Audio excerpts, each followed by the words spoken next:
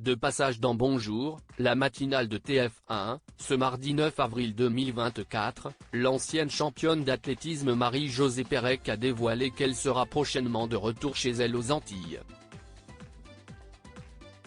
Un voyage qu'elle ne va pas effectuer de manière traditionnelle. Originaire des Antilles, Marie-Josée Pérec a marqué l'histoire de l'athlétisme français, en décrochant notamment des titres de championne du monde et de championne olympique.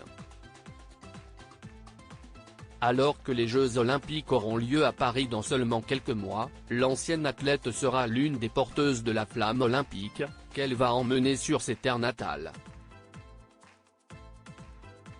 En effet, Marie-Josée Pérec se rendra prochainement aux Antilles pour y présenter la flamme olympique.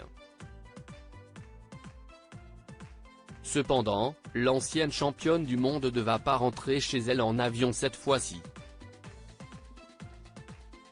En effet, c'est en bateau qu'elle va traverser l'Atlantique. Concrètement, Marie-Josée Pérec va embarquer à bord du Maxi Banque Populaire XI, qui n'est autre que le trimaran géant du skipper Armel Lecléac, lauréat de la dernière édition de la Transat Jacques Vabre.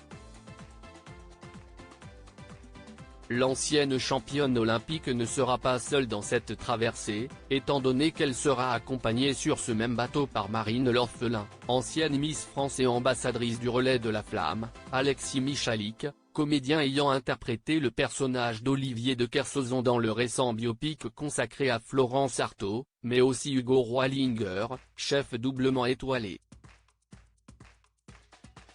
Après un stage de survie, cet équipage embarquera pour sa première traversée de l'Atlantique à Brest le 7 juin 2024, avant d'arriver en Guadeloupe.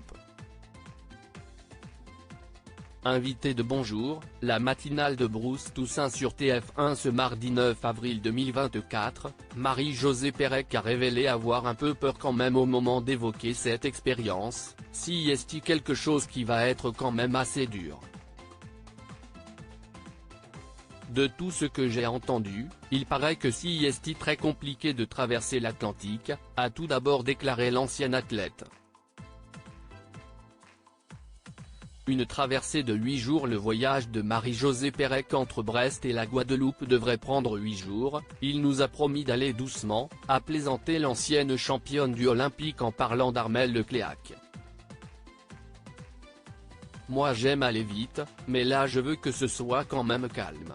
Sincèrement, j'aimerais une mer d'huile, mais il paraît que sur cette partie-là si est pas possible, a également ajouté l'ancienne athlète, avant de finalement conclure, je pense que ça va être quelque chose de magique. Si est tout ce que l'on souhaite au groupe.